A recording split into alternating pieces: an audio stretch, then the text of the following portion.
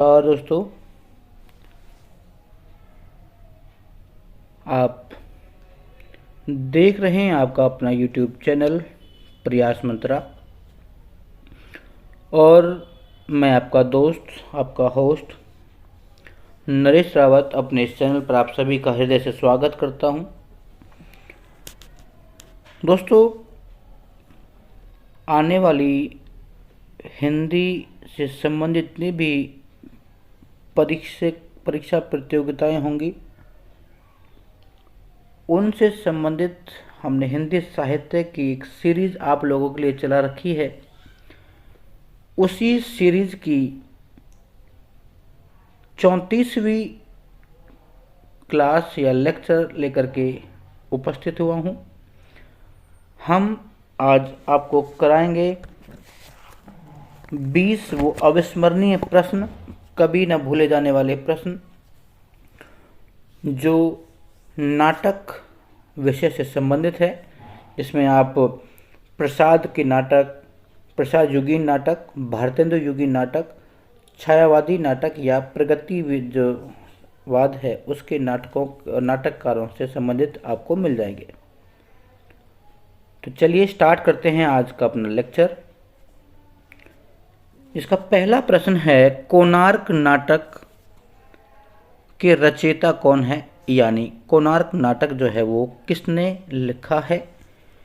तो चतुर्सेन शास्त्री, मोहन राकेश, दशरथ ओझा इसके उत्तर नहीं है, क्योंकि मोहन राकेश को नाटक में बहुत बड़ा स्थान है, क्योंकि इसके बहुत सारे जो नाटक हैं वो बहुत चर्चित हैं, चाहे वो आधे अधूरे हो, चाहे वो लहरों के राजहंस हो। तो इस प्रश्न का जो सही उत्तर है वो है क, जगदीश चंद्र माथुर। तो अगला जो प्रश्न है वो है, प्रसाद उत्तर नाटकों का आरंभ कब से माना जाता है। देखिए, प्रसाद उत्तर नाटक यानी पहले प्रसाद का समय देखें, 1900 से लेकर के 1950 तक तो है प्रसाद नाटक, और 1950 के बाद के जो नाटक हैं वो प्रसादोत्तर जो नाटककारों का आरंभ कब से माना जाता है, तो 1950 के बाद। ऑप्शन नंबर जो ग है वो सही उत्तर होगा।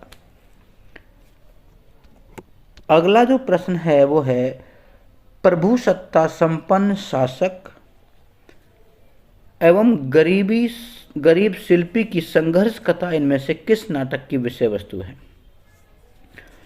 तो एक तो ताकतवर सत्ता पक्ष यानी राजा, और एक गरीब शिल्पी जो शिल्पकार हैं, जो लकड़ियों पर या पत्थरों को जो तराश करके तरह तरह की डिजाइन, तरह तरह की मूर्तियां बनाते हैं, उनके बीच की संघर्ष कथा जो है वो लिखी है कोणार्क नाटक में। उत्तर जो है उसका ग पार्ट जो है इस प्रश्न का सही उत्तर है कोणार्क। अगला प्रश्न है, निम्न में से कौन सा नाटक मोहन राकेश का नहीं है। तो इस वाले प्रश्न को थोड़ा सा ध्यान से देखिएगा।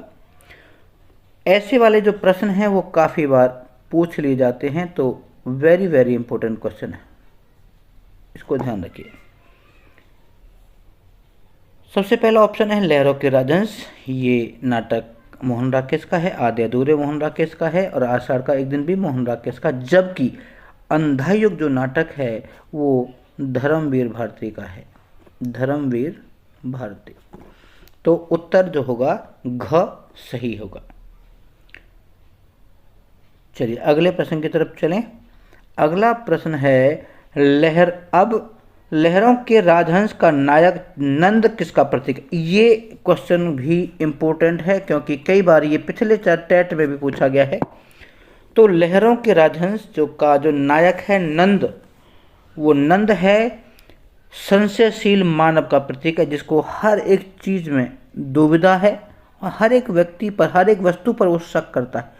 संशय जो है वो नंद की एक गुण है उस नाटक में। तो लहरों के राजहंस का जो नायक नंद है वो संशयशील प्राणी है। उत्तर क जो है वो सही होगा। अगला जो प्रश्न है वो है मादा कैक्टस के रचयिता के नाटककार का नाम बताइए। हर एक प्रश्न इम्पोर्टेंट है, हर एक प्रश्न को आप ध्यानपूर्वक पढ़ें। तो जो मादा कैक्टस है उसका रचित जो नाटककार हैं वो हैं लक्ष्मी नारायण लाल। ऑप्शन नंबर ग सही उत्तर होगा।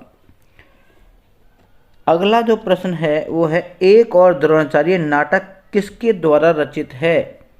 तो एक और द्रोणाचार्य नाटक जो हैं वो उसके जो नाटककार हैं वो हैं शंकर शेष, जो कि ऑप्शन नंबर ग में दिया गया है। ऑप्शन नंबर ग इसका सही उत्तर होगा।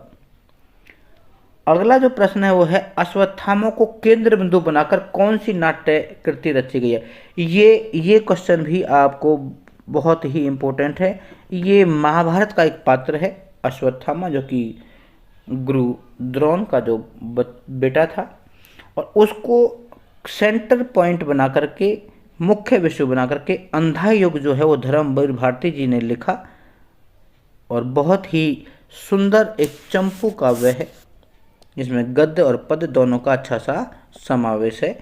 और उसका जो मूल विषय है, केंद्र बिंदु जो है वो अश्वत्थामा की जो है वो रखा गया है। तो ऐसा नाटक है। चलिए अगला जो प्रश्न है वो देखें, प्रश्न संख्या 9 और 10। अगला जो एक मिनट,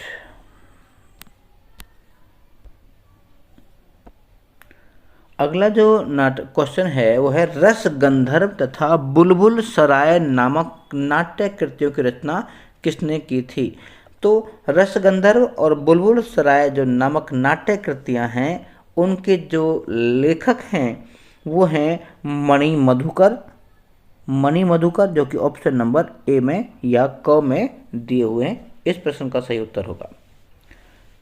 अगला जो प्रश्न है इसको मैंने स्टार मारा क्योंकि बहुत बार ये प्रश्न, चाहे उत्तर प्रदेश कर्मचारी चयन आयोग या हरियाणा स्टाफ सिलेक्शन कमीशन, इसको बहुत बार पूछता है। तो कबीरा खड़ा बाजार में इस नाटक के जो रचयिता हैं वो हैं भीष्म साहनी, क्योंकि इनके एक बड़े भाई जो हमारी फिल्म इंडस्ट्री में थे, भीष्म साहनी के बड़े भैया बलराज साहनी और दयाराम साहनी, ये सारे जो ब्रदर्स हैं, भाई थे। तो इनका बहुत चर्चित नाटक है कबीरा खड़ा बाजार में, जो कि बहुत बार पूछा गया है। चलिए अगला प्रश्न है, घाटियाँ गूंजती है नाटक के जो रचयिता हैं वो कौन है या रचनाकार कौन है। घाटियाँ गूंजती हैं ये धर्मवीर भारती, तो इसका उत्तर हो ही नहीं सकता। सर्वश्री दयाल सक्सेना, क्योंकि उन्होंने भी नहीं लिखा। मुल्क राज आनंद जो है वो नहीं है। ऑप्शन नंबर जो घ है शिव प्रसाद सिंह इस प्रश्न का सही उत्तर है। पेपरवेट नामक नाटक की रचना किसने की। इस क्वेश्चन को भी आप स्टार लगा लीजिए क्योंकि ये भी बहुत बार पूछा है। तो पेपरवेट जो है वो रमेश बख्शी जी का बहुत ही चर्चित नाटक है, क्योंकि अमृत राय और ज्ञानदेव देवेंद्र सत्यार्थी तो वर्तमान के समय के हैं, उस समय के तो नहीं है। लेकिन इसके जो उत्तर है वो है रमेश बख्शी, जो कि ऑप्शन नंबर क में दिया हुआ है। आगे है क्वेश्चन नंबर 13 जो है बकरी नामक प्रसिद्ध नाटक रचयिता कौन है। देखिए जो बकरी है, जो टॉपिक है, जो विषय है, यह है तो नाटक ही, लेकिन इसके जो लेखक हैं वो हैं सर्वश्री दयाल सक्सेना, जो कि ऑप्शन नंबर ग में दिए हुए हैं। इस क्वेश्चन को भी आप स्टार मान लीजिएगा क्योंकि सारे जो क्वेश्चन हैं हम आपके लिए वेरी इंपॉर्टेंट क्वेश्चंस लेकर आए। अगले प्रश्न की तरफ बढ़ रहे हैं जिसमें 14वां और 15वां, इनमें से ज्ञानदेव का नाटक कौन सा है। अब ये क्वेश्चन भी थोड़ा देखिए। अब ज्ञानदेव जो हैं उन्होंने निशांत, नरमेद, अब गरीबी हटाओ, ये जो विषय उनके नाटक के नहीं थे, क्योंकि यहाँ तो एक ही जो नाटक है वो है नेफा की एक शाम उन्होंने लिखा था। तो ज्ञानदेव जी का जो नाटक है वो नेफा की एक शाम, जो कि हमारे ऑप्शन नंबर ख में दिया गया है। अगला जो प्रश्न है वो अंधेर नगरी चौपट राजा, जो कि भारतेंदु हरिश्चंद्र जी की रचना थी, यहाँ वो लिखी कब थी। तो उसका जो लिखने का समय है ईस्वी जो है वो 1881, कहते हैं कि अंधेर नगरी जो नाटक है वो एक ही रात में संपन्न हुआ था, और इसके जो नाटककार हैं वो हैं भारतेंदु हरिश्चंद्र। तो बहुत ही इम्पोर्टेंट जो है वो कृति। अगला जो प्रश्न है वो हमारा है, निम्न में से कौन सा पात्र चंद्रगुप्त नाटक में नहीं है। इस क्वेश्चन को भी आप स्टार मान लीजिएगा, ये भी क्वेश्चन पूछा जाएगा। तो जो चंद्रगुप्त नाटक है उसमें सुवासिनी आपको देखने को मिलेगी, अलका और कल्याणी। ये जो तीनों जो टॉपिक, तीनों जो आपको कैरेक्टर्स हैं वो आपको चंद्रगुप्त नाटक में मिल जाएंगे। लेकिन विजया जो है वो उनकी कैरेक्टर नहीं है, क्योंकि चंद्रगुप्त नाटक में विजया नाम का कोई कैरेक्टर नहीं दिखाई देगा। सुवासिनी, अलका और कल्याणी आपको पढ़ेंगे तो आसानी से मिल जाएंगे। महेंद्रनाथ और सावित्री किस नाटक के पात्र हैं। अब देखिए यहाँ एक महेंद्रनाथ नाम का व्यक्ति जो है, और वो उस नाटक, उसका नाटक है आधे अधूरे, क्योंकि उसको व्यक्ति कहा गया, जो व्यक्ति घर के अंदर ही अपनों द्वारा ही बेकदरी का जो शिकार होता है वो है महेंद्रनाथ। तो उत्तर जो होगा ख सही। अगला प्रश्न है, आधे अधूरे नाटक का रचनाकाल कब है। तो आधे अधूरे जो नाटक का नाटक काल जो है वो है 1969, 1969। जबकि देखिए इसी से संबंधित एक प्रश्न आपको ऊपर दिखाई दिया था, जो कि महेंद्रनाथ और सावित्री ये आधे अधूरे नाटक के ही पात्र हैं, और वो नाटक जो था वो आया था 1969 के अंदर। तो इस प्रश्न का सही उत्तर होगा ग।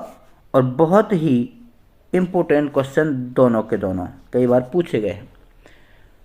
अगला जो प्रश्न है वो है, मुझे चांद चाहिए किस विधा की कृति है। अब यहाँ ऐसा एक ऑप्शन पूछ लिया गया, क्योंकि अभी अभी हम नाटक कर रहे थे, लेकिन मुझे चांद चाहिए किस विधा की, विधा मतलब इसका स्टाइल कौन सा है, कविता, कहानी, नाटक, उपन्यास। तो मुझे चांद चाहिए ये जो कृति है वो आप देखेंगे कि उपन्यास है, ये नाटक नहीं है, और अश्क जी का उपन्यास है। ठीक, आगे बढ़ते हैं। आखिरी का प्रश्न है, बिना दीवारों का घर किसकी नाट्य कृति है। तो बिना दीवारों का घर गोविंद चातक की नहीं है, श्रीमती मन्नू भंडारी का भी नहीं मिलेगा, रमेश बख्शी भी नहीं है। तो इस प्रश्न का सही उत्तर है ग, शिव प्रसाद सिंह। ये इस प्रश्न का सही उत्तर है। और मुझे चांद चाहिए एक उपन्यास विधा की रचना है, ना ये नाटक है, ना ये कहानी, ना ये कविता। तो दोस्तों ये थे हमारे आज के लेक्चर के 20 अविस्मरणीय प्रश्न, महत्वपूर्ण प्रश्न, जो हर जो प्रतियोगी परीक्षा आयोजित की जाती है उसमें लगभग पूछे गए हैं, और भविष्य में भी आने की संभावना। एक चीज़ को मैं सबसे पहले ध्यान बता दूं आपको कि हरियाणा स्टाफ सिलेक्शन जिस प्रश्न को एक बार पूछ चुका है फ्लैशबैक में, उसे भविष्य में अवश्य पूछेगा। इसलिए सारे प्रश्न जहां जो मैंने आपको कराए हैं, मोस्टली प्रश्न जो हैं वो सभी नए, हर वीडियो के अंदर नए मिलेंगे आपको। और कोशिश ये है कि या तो पहले पूछ ले गए वो प्रश्न आपको बार बार कराए जा रहे हैं, और जो हमें इम्पोर्टेंट लगते हैं वो आपके लिए लाए गए हैं। तो उम्मीद कर रहा हूँ कि हमारा ये प्रयास आपको सार्थक लग रहा होगा। और जो भी हमारे चैनल पर नए हैं, जो भी आप हमें पहली बार देख रहे हैं, कृपया हमारे चैनल को सब्सक्राइब करिए और प्रयास मंत्रा परिवार को थोड़ा है और बढ़ाएं, ताकि हम हर उस व्यक्ति तक पहुँचें जो अभी भी हिंदी से जो है अछूता रहा है। हम हिंदी को सामान्य तक पहुंचाना चाहते हैं, हमारा प्राथमिकता यही है।